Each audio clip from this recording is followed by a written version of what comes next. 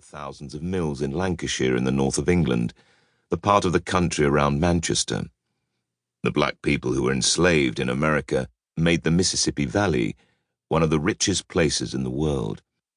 But they also made Manchester and Lancashire Valley wealthy.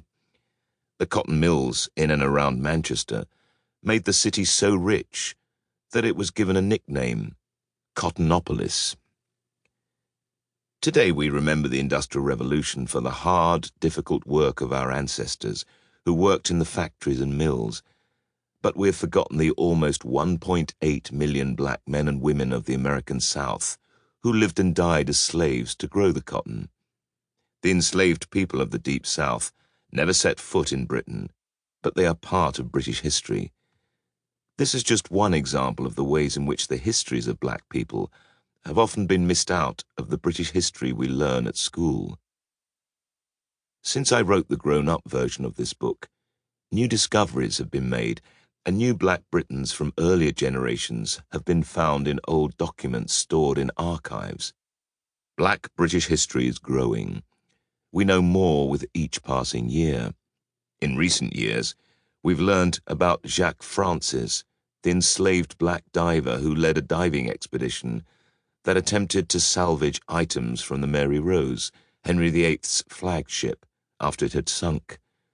We've also learned more about the lives of enslaved people living in Georgian Britain, thanks to a project at Glasgow University that has searched the archives to find more than 800 advertisements that were placed in British newspapers by slave owners offering rewards for the return of enslaved people who had run away.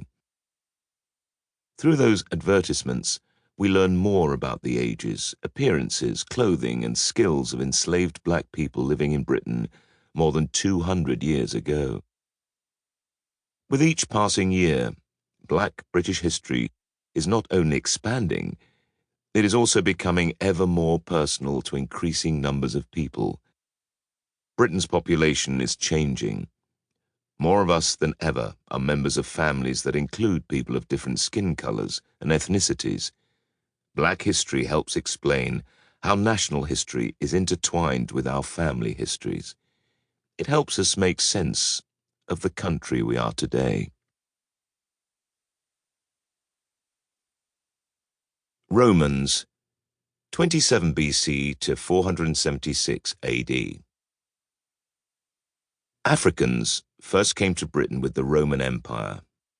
Long before Britain began to build its own empire, it was invaded and conquered by the Romans in the year 43 AD. Britain became a region on the edge of the mighty empire of Rome, which stretched across Europe, North Africa, and the Middle East. When we talk about Romans, we don't just mean people from Rome or Italy. Roman citizens could come from anywhere in the empire.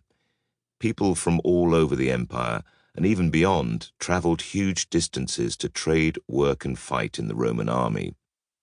We know that Africans lived and settled in Roman Britain. By the time the Romans had been here for 200 years, some places in Britain may even have had a more diverse population than they do today. Who were the Aurelian Moors? The first recorded group of Africans living in Britain was soldiers in the Roman army.